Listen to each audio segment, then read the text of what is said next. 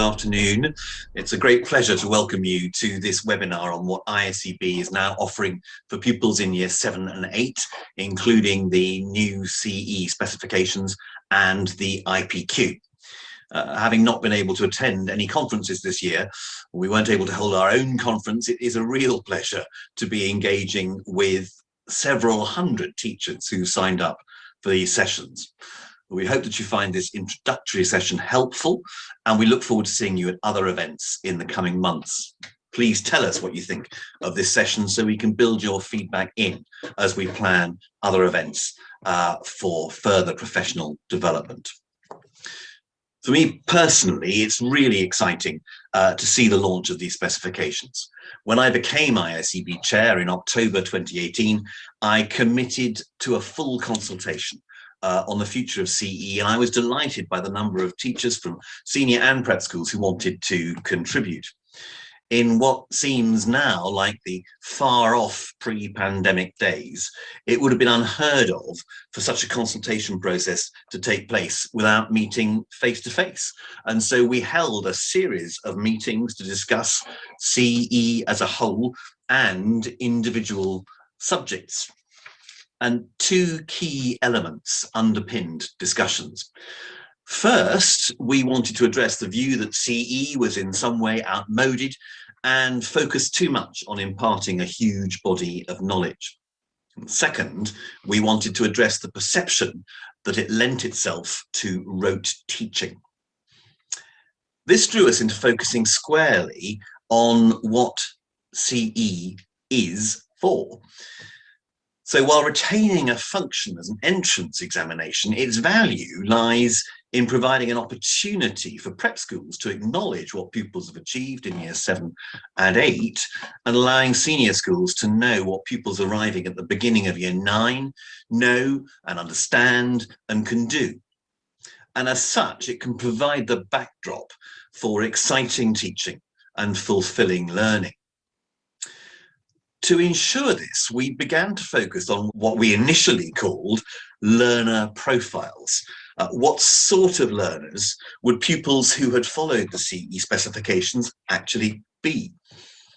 We were perhaps a bit idealistic about this, and at times rather wordy, but a clear consensus emerged, and this showed us what so many teachers see as the value of CE.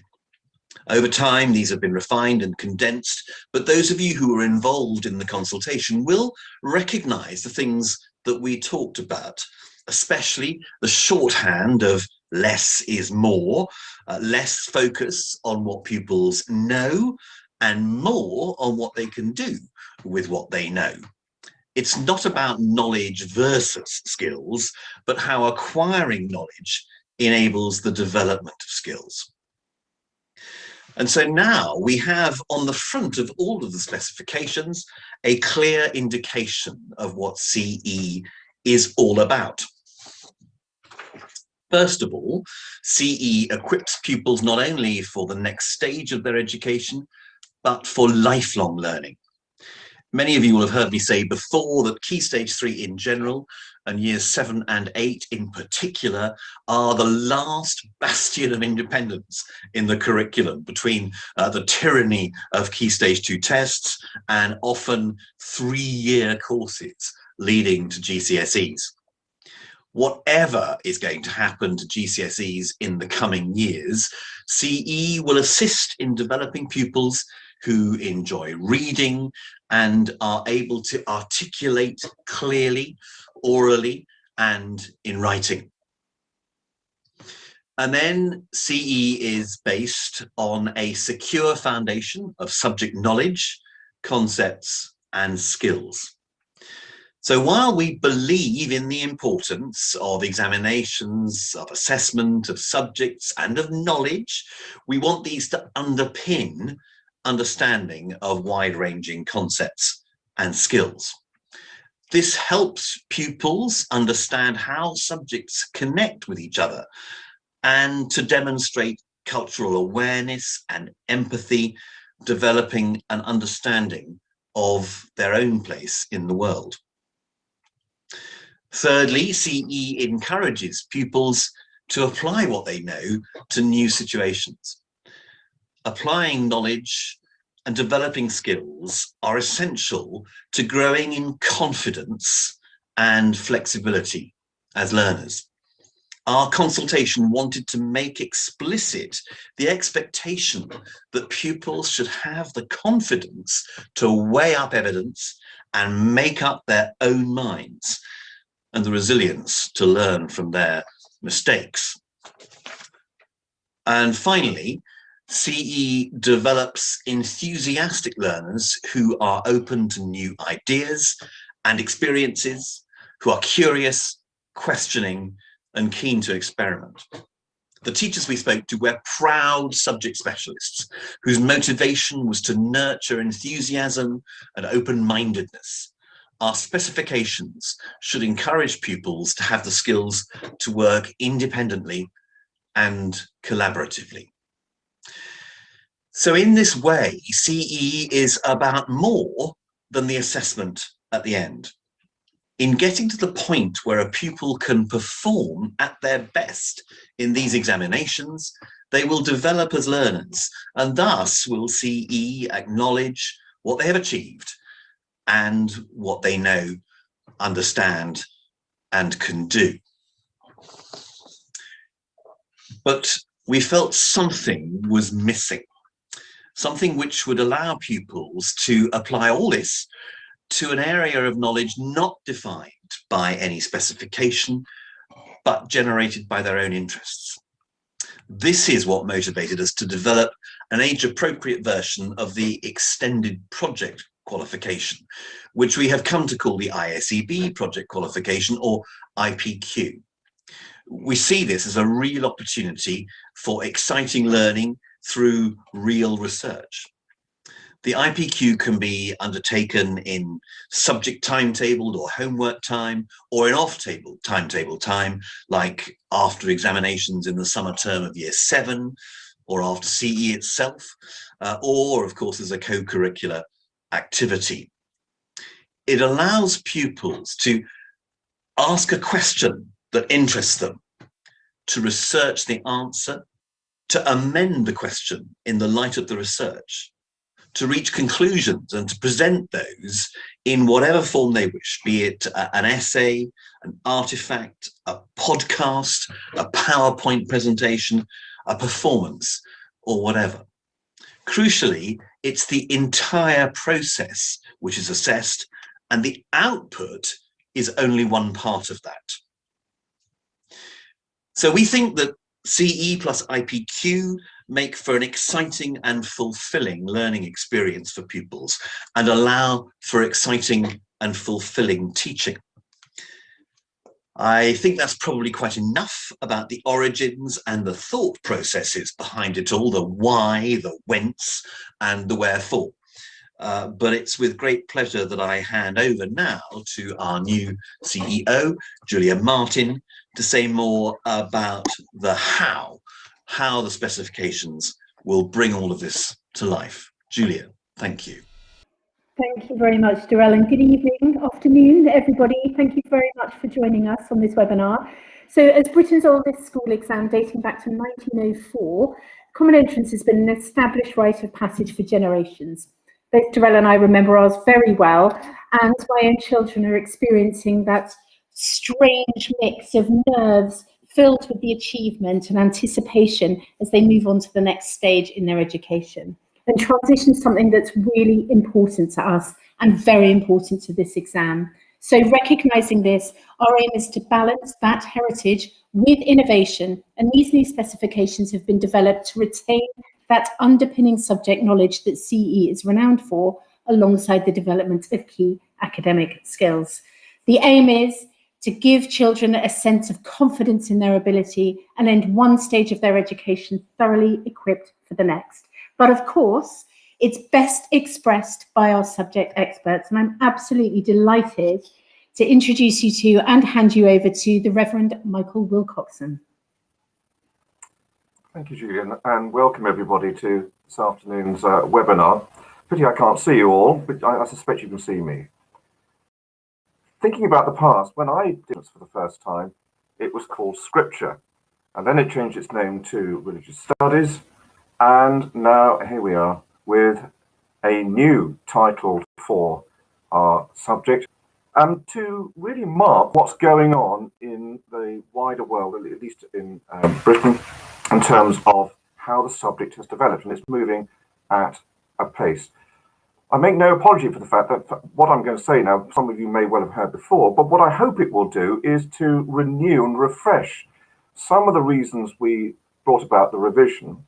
This, I hope, will help you sell the subject at school a bit more. It might just remind you of what we're trying to achieve, which is why I'm calling it a new version of a traditional subject. So let's just reflect a little bit on how that's come about.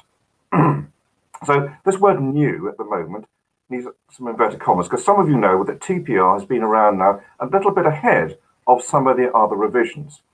And this is because I felt, and my team felt, that we needed to do a revision pretty rapidly to, in some ways, rescue the subject from being submerged in an ever-increasingly busy curriculum. But it also had to take into account that, of course, GCSE and indeed A-levels have also gone through a major revision. It's worth knowing that if you're at junior school, you probably know it already, but it's worth knowing this, that we're not just for its own sake, but to give some continuity through at least from year 7, and hopefully going on to A-level and indeed, let's hope, beyond to university. So GCSE has changed quite radically, notably, of course, in the inclusion of the study, the compulsory study of 2 world religions, and that's actually quite significant. The other reasons that we need to revise the specification were actually coming from our own research from senior schools. Quite often senior schools, heads of departments, felt that the religious studies they were doing was too factual, it was too much to do with the Bible. And what we wanted to do was to try and have more continuity between junior school to senior school. Sadly, some of the senior schools thought that biblical study or theological study was not relevant for what they wanted to do, and sometimes put pupils off. We don't think that's the case or when we came to do the revision, but we wanted to give you was the flexibility to do that if you wish. So that's why it's a traditional subject, i.e. scripture, but it's also evolved itself into being something that engages with contemporary ideas and methods and thinking. So if you look very quickly at GCSE, here are the topic areas. There's philosophy of religion, ethics, and study of 2 religions and biblical texts. And at A-level, you've got philosophy of religion, ethics, study of religion, and scriptural texts as well. Just a word of warning, when you hear people saying they're doing an A-level in philosophy and ethics, it doesn't actually exist. What they're saying is those are the papers or the units they're doing from that subject. There's also, of course, a philosophy A-level. So that's quite significant in the addition of P to our subject area of the philosophy element. So this is why we've changed it to theology, philosophy, and religion. And just to tell you, some of you, that we've also, in the most recent revision, we've abolished the old syllabus B. So Roman Catholicism is now fully integrated into TPR. It's interesting, while we've been going through all this, so have universities. Oxford University has renamed its degree course now into theology and philosophy, and some of you perhaps will know that at Cambridge, the tripos is now called theology, philosophy of religion, and religion. It wanted to call itself theology, philosophy, and religion, but the philosophy department wouldn't let them do that, so it's now called theology, philosophy, religion, and religion. Quite a mouthful, but we think TPR is succinct. And may I suggest to you, if you haven't done it already, to rename your department as TPR. It gives you a sense of academic rigor. It also reflects what we're trying to do. So you will see in the specification, and now notice it's called a specification and not merely a syllabus, because it specifies content. It doesn't tell you what order to do it in. What is the unique selling point of TPR? So if you're a parents' evening, what do you say to a parent that makes it special? Well, first of all, we acknowledge that we live in a plural society. And what we want to do is to give children, our pupils, that ability to know what is going on, but to look at it critically, to be independent, and to be sympathetic, not only in understanding of what it means for others, but what it might mean for themselves to have a proper understanding of theological, spiritual, religious, and philosophical ideas about the world. We want them to be able to evaluate intelligently and not just guesswork at evaluating, but actually to do it rigorously in terms of academic skills. And it also, we hope, opens up a lot of opportunity for cross understanding between subjects. So, for instance, you'll see in the philosophy, there's an opportunity there to hook up with the classics department. It's also possible to hook up with English departments when we're looking at literature, perhaps geography when we're doing environmental issues and so on. But still, what makes it unique is the way in which we do it. Not just what I feel about things, but how I can rationalize about them and think about them in an ordered and coherent way. So let's look at the TPR aims. First of all, as I've already suggested to you, there are very distinct skills which are relevant to the study of theology, philosophy, and religion, and ways of thinking and weighing up evidence. One of the difficulties I know, because I'm teaching years 7 and 8 at the moment, is to get them to be able to write evaluative short answers. Some take that like ducks to water, and others find that pretty difficult. So I can tell you, as a senior school teacher, the earlier you can do this to get them doing it, the better. Senior schools always rely on what junior schools can do to develop what you have laid down the foundations, and that laying down foundations is so significant. Another thing that aims to do is to try and think about these fundamental questions. I don't know whether you've come across it, but there's a little book called The Little Book of Thunks, Thunks. I know some of you know it. I use one of these as a topic starter at the beginning of my lessons, which are just basic and fundamental questions, often slightly paradoxical, about religion, philosophy, and human experience. We also want, and this is another unique point about TPR, is to develop their theological skills. We haven't lost our traditional foundations in the biblical tradition of the Judeo-Christian tradition. We could have used other scriptural texts, but these are the ones which speak most to us, and they also have a relationship to areas of philosophy and ethics, if you so wish. We also want to develop proper philosophical skills. This is important. The philosophy element, as I'll come back to in a moment, is not set in any particular religious tradition. It is not philosophy of religion. So that makes it different from GCSE and religious studies A-level. It makes it much closer, actually, to the philosophy A-level. I know that seems a long way down the line. In other words, the philosophical skills here are learned for their own sake, not because they are necessarily religious or theological. That is really worth emphasizing in your teaching, and in fact, if you're trying to sell the subject at school as a whole. We also want people to understand the beliefs of others, their values and traditions, and we want our children to be able to look at those and to evaluate. One of the big differences between this specification and the old one was that in the study of religion, we simply asked for knowledge and understanding. Senior schools quite often said to us, yes, but why aren't you evaluating those? Why aren't you not giving them the same treatment as you've given to the other subjects? And we've taken that on board, and that's what shaped us to give us this new form of exam. So let me now look very briefly at the specification, and I hope this will answer some of the questions that have already been sent to us. If I haven't asked them clearly, there'll be an opportunity to come back and ask me again in the session. Okay, so one of the things we've got to be realistic about is time available. And the way that we've presented that is to break each of the 3 areas into 2 parts. Topic 1s tend to be more abstract type questioning and content, and topic 2 more concrete and, if you like, practical. This may help you in shaping your own syllabus and curriculum. So, for instance, you may think that topic 2s are more amenable to year 7s, and they're a bit more concrete thinkers, and topic 1s are more suitable to year 8s. That will depend very much on your school and the classes you're teaching. What you have to do also is to decide between which areas you want to do.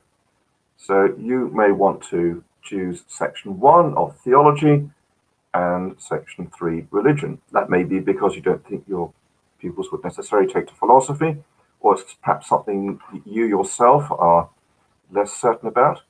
But you choose any of those 2 areas, and then if you're very time limited, then I would suggest to you do either topic 1 or topic 2 of each of those areas. So you could end up by, let's say, doing the following. You could choose to do theology and, let's say, philosophy, and you may choose only to teach topic 2 of theology, human responses to God, and only ethics from philosophy. That would therefore halve the amount of content that you need to cover. However, of course, the spin-off from that is you don't have that your children won't have so many questions to answer in the exam, but you could do less and do it more thoroughly. Now, that may be something you want to come back to me after the session, after I've spoken about the session. So I hope that's reasonably clear. So let's have a quick look at theology. This is our most traditional part of the course, going back, as I say, right back to the early days of CE and Scripture. Now you'll see the way this is organized between topic 1 and topic 2. Topic 1 in this case is God's relationship to the world, so a little bit more abstract, about the nature of God, the nature of revelation. These are all, those of you who've done degree courses in theology will know that these are all part of traditional theology courses. God's nature of commands and the nature of the miraculous, the notions of salvation, or soteriology as we call it. Now you may choose just to focus on that area, or you may want to do just topic 2, which is going to look at human nature, the nature of God's commands. That may ring bells with you on divine command theory, different types of vocation, the consequences of faith and disobedience. So you can see this is firmly rooted in the Judeo-Christian tradition, and the way we look at those themes is obviously through texts. I still think that text is one of the best ways of learning about the subject. It's something concrete. There are often stories that we've tried to choose, that strong story element to it, which are very memorable for obvious reasons. That's why they were delivered in the first place. And here you are. The big change from before is we don't have an Old Testament and New Testament section. What we have now are all these texts gathered in one area. So there's some degree of continuity between the Old and New Testaments in a sense of the biblical themes which match those themes I've just referred you to. Topic 2 texts, which you're probably familiar with, are the following, from Adam and Eve right through to the rich young man. And if you notice, the number of texts is really quite small. So if you want to add more text yourselves, what's stopping you? The only limitation on that would be you'd have to tell your pupils, although we've studied those texts, they won't be examined as such. But does that matter? That's entirely up to you how you want to teach. But remember, a specification is really only a minimum. That's true at GCSE and at A-level. I frequently at A-level add material that's not going to be examined directly, but indirectly, because it adds to a theme. And any senior school teacher examining that your children on those will recognize breadth of understanding and learning. You might also bear in mind those doing case, the scholarship, that adding text and amplifying the themes is, of course, a sign of good scholarship. So let's look at the newest area, of course, which is the addition of philosophy. And just to reiterate what I've said to you before, that philosophy is here taught in a non-religious way. It's purely philosophical reasoning. Again, here are the themes. The great thinkers and their ideas tends to focus on some of those deeper and more difficult ideas. What makes a persuasive argument, what's real and what is illusion. That's with reference to Plato and others. The problem of God's existence, that is a religious topic, but it's done in a philosophical manner. Ends and means, which takes you into utilitarianism, notions of justice, and the place of law and civil behavior. Now, notice here that these particular topics and those of ethics do lend themselves to PSHE teaching, but in a very different way from if you were just merely doing PSHE. This actually is done from an academic point of view.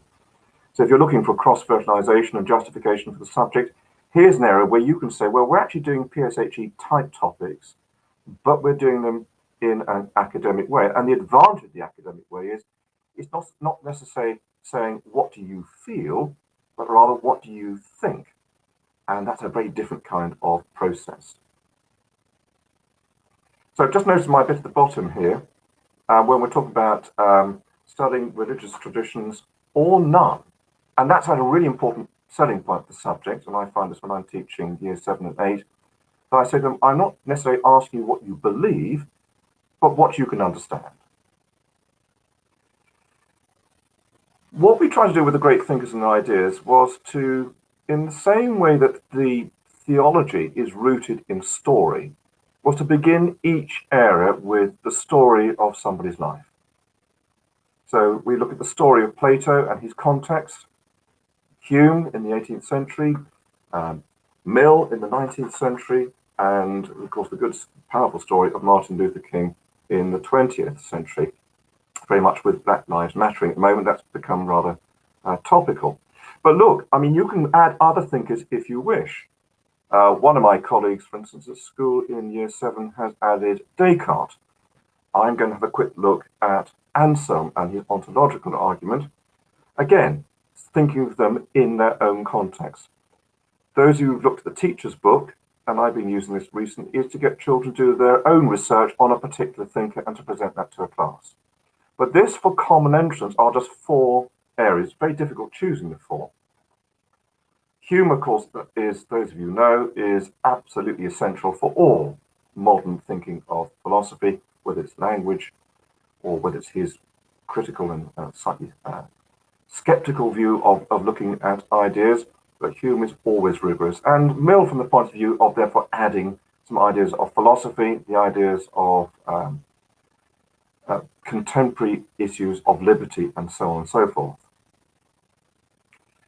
Topic 2 of ethics I just mentioned to you. Again, not from a particular religious point of view, but from these 4 important areas. It's worth also having a quick look, if you haven't looked at the current specification, because we did flesh some of these out a little bit more when we came to revise.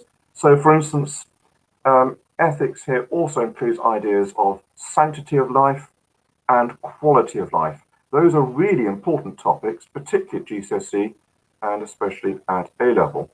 And into environmental ethics, I did add something on shallow and deep ecology and how that affects ethical reasoning. So if you're doing something on ecology and your geographers are doing it, or indeed your biologists, it's worth pointing out here that we're actually looking at the philosophical foundations of ecological thinking. So let's come on to the third and final section, which is on religion. Here, we've used the GCSE distinction between beliefs and teachings and practices and ceremonies. One being a little bit more abstract than the other. So as I say to you, what you could do, if you wanted to, is to teach perhaps practices and ceremonies as being more accessible because they're much more descriptive. There's no reason why you should teach beliefs and teachings unless you particularly want to. The other thing you can do is, if you want to teach 2 religions, you could choose, for instance, to do, let's say, practices and ceremonies from Christianity, and beliefs and teachings from Hinduism. That would give you a good spread of two religions. It wouldn't mean you had to do too much content, but it would give you a spread, perhaps through doing some contrasting religions.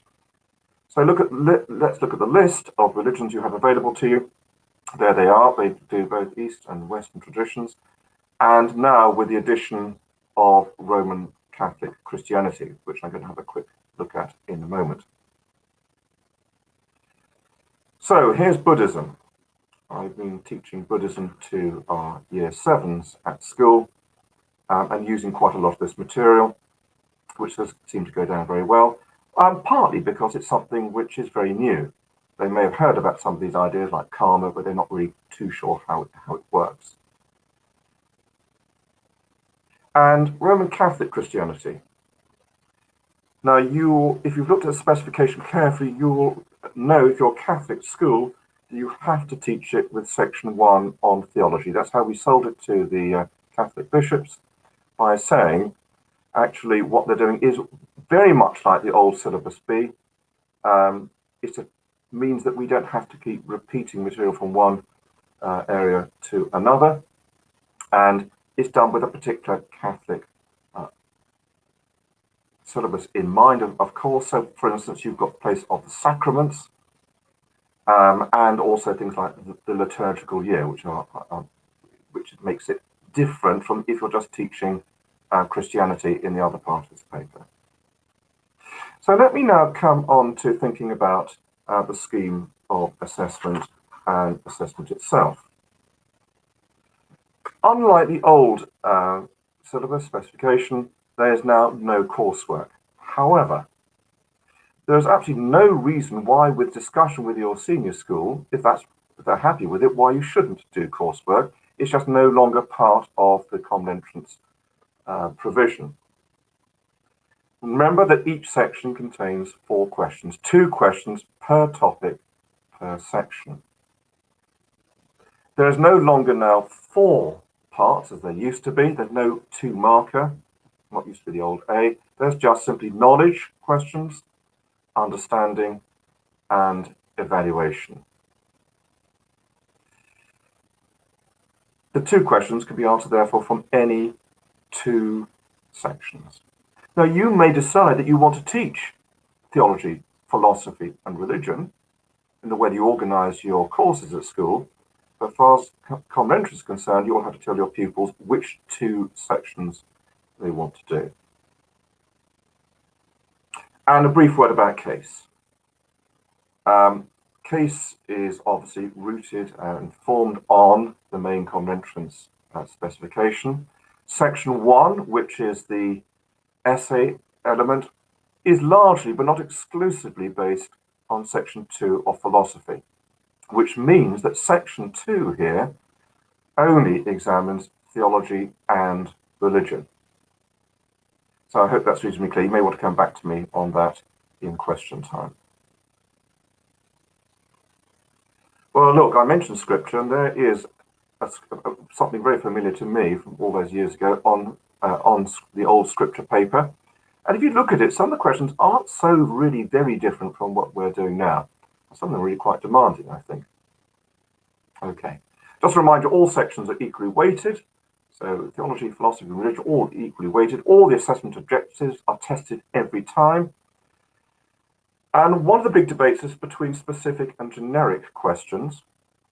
There will be more generic. We do try and set generic questions, but it's a very controversial area. Some of you think pupils like generic questions, like choose a festival you've studied, or a more generic ones in the theology paper might be simply one on the nature of sin and to provide your own examples. And there would be specific questions as well. Resources. Well, because we developed TPR some time ago, the resources have been out for some time. I've written quite a few of them, and some of you will know Susan Grenfell. She also has written with me and produced some of these textbooks. But just to remind you what you've got the Holder ones, which there's Theology, Philosophy and Religion. There are 2 teachers' books that go with it with photocopyable material. There's a revision guide. There's also a questions and answer book, which you may like to use or prescribe. And there's also, if that's not enough, a revision book as well. The revision book, by the way, is not intended to be a textbook, although I know some people use it in that way. Okay, as I'm coming to the end of my very quick presentation, now can I just draw your attention to the essay competition, which is being set by ISRSA. If you're not a member of that, may I suggest you do. A notice is going out about that from ISEB shortly. This is an opportunity for your year 7s to write some questions, answer essay questions, and year 8 to 9. If you want to contact me, I think the final slide on this was supposed to be my email address. That's coming out. There it is. So do contact. I'm very happy for you to send me emails and ask whatever questions you like, however trivial you think they might be. It's always best to ask these questions than to think, well, good heavens, what is the answer? And of course, you've got ISEB as a point of contact. Well, look, that's whizzed through things at high speed. Perhaps now time to answer some questions. Thank you so much, Michael. That was brilliant. So given that you've done such an excellent dash through everything there, I do have some questions that have come through prior to the session on email. So thank you to everybody that has done those. I've just put something up on the chat. For those of you that are in full screen on YouTube, if you just minimize your screen, and provided that you're logged in to Google or YouTube, and I'll give you a couple of minutes to do that, you will be able to ask questions to us here directly so that Michael can ask them. Michael can answer them for you straight away. So do let us know any questions through there. In the meantime, I've got some questions, Michael, posed to us beforehand that I wondered if we could answer. So the first one is from Claire Stubbs, who asks, how is it possible to fit the whole syllabus into 2 years when I only have 1 double lesson a week to teach it in? Well, I hope I answered that to a certain extent when I said you don't need to teach. You've got sections 1 and 2 per area. So you could teach half theology or half philosophy and half religion. But what it will do is it will reduce the number of questions you can do in the exam. Now, we thought about this carefully, and we did think exactly on that model of, having a double lesson. And we think if you're teaching over 2 years, that is possible. Obviously, it depends a bit on your pupils, and it depends how interesting you want to be. If you just want to get through material, then I don't think that's too problematic. There's actually another one from Claire as well, who's asked, is it necessary to teach all topics in both units for all 3 areas, or is it better to concentrate on 2 areas? Well, again, it depends how you want to organise your syllabus. I mean, obviously, we think all 3 areas are interesting, but as I think I said at one point in my presentation, it's up to you. You could just teach a subject which is theology and religion, or you could teach a subject which is called, just philosophy and theology, or any combination of those 3 areas. We've left it to you. And it may be that some years you decide just to do theology and religion, and then another you might think, well, actually, we'll do theology and philosophy. And that's entirely up to you. You don't need to teach everything. It's better, as I say, to teach a little well than to teach a lot and just feel you're constantly running against the clock. I know how you feel, because GCSE is much, much more content heavy. Every teacher I know, even at schools where they're fairly selective, finds that a bit of a strain. So we hope we've reduced the content down for you into something which is manageable. If not, ping me an email or we'll have a chat on Zoom. Thank you, Michael. The next question is, are there any resources available for the Roman Catholicism part of the programme? Good question. The answer is there is, and it's being revised at the moment, and will be available to you through ISEB in electronic form. But if and when I get a chance to revise the textbook on religion, my proposal to Hodder is that we do add a Catholic section to it. Thank you. Excellent. I have a question now from the crowd, from Ross Borthwick. The essay competition sounds excellent. It is. How do we go about signing up? You can go to the ISRSA website, and shortly, Julie will be sending out a notice from ISEB. If not, ping me an email and I'll send you the details. Excellent.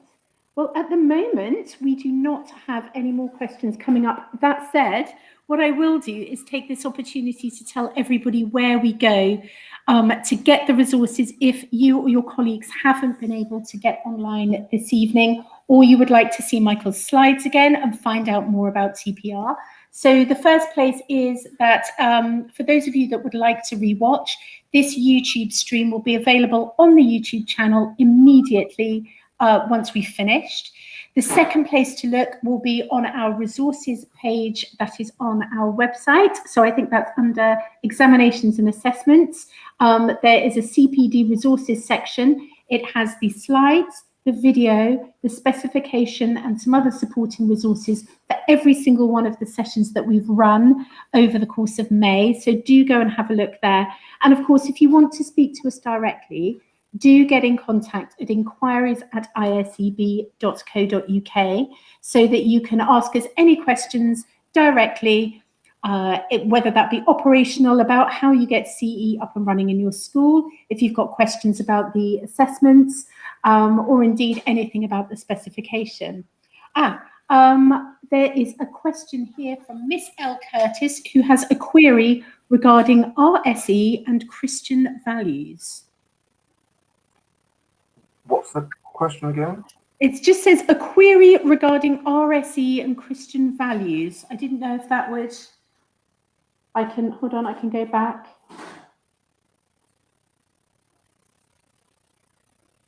I'm just asking for some clarification.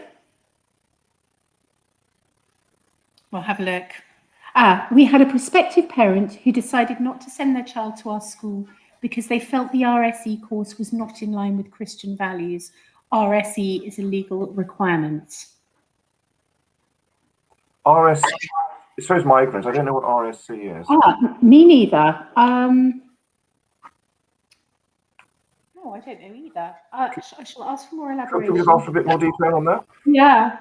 I'm learning something. Yes, me too. I'm wondering if this is about... Oh, religious studies education. I don't know what that means. I mean, I know what it means, but I don't know it as a technical term. It is the new PSHE course, apparently. So RSE, they felt that the new PSHE course isn't in line with Christian values. And the problem with that is that the PSHE is a legal requirement. So how do you sort of cross those boundaries where perhaps you might be teaching something that's... Well, I would... okay. Well, if you're teaching a TPR course, you can make sure that you teach the theology part of that, which will automatically take you into looking at a lot of very basic ideas about what it means to be a person, what it means to live in relationship to God, the nature of the covenant. And if you want to, then you could then make your ethics teaching from the philosophy part Christian based. So if you're looking at sanctity of life, you can look at it from a Christian, Judeo-Christian perspective, or indeed just from a Christian perspective. Indeed, if you're looking at ideas of responsibility and so on, all that can be grounded in the theology part and the ethics part of this course. Thank you very much. And what we've got a bit of clarification here that it's specifically around relationships and sex education and how you teach that in line with Christian values. Well, I think this begs the question what Christian values you think you have in mind. This is a very controversial area in terms of, let's say, sexuality and gender identity. And it's not just, I mean, I can say from a church point of view, and the Anglican Church at the moment is looking at this through a particular course which the church produced called Living in Love and Faith. And in fact, I'm teaching this to adults at present. And it depends what values you think. If you're talking from a traditional point of view, then it would probably challenge the new orthodoxy. On the other hand, why not challenge it? You do have to be very careful. There was a chaplain recently of an independent school who did challenge the orthodoxy and found he hadn't got a job. So you'd have to tread carefully. If that person would like to come back to me and discuss it with me, I'm very happy to do so. Thank you, Michael. I've just had another question come through, which says that the generic mark scheme is a challenge for some teachers. How do they know whether a candidate has fulfilled the content?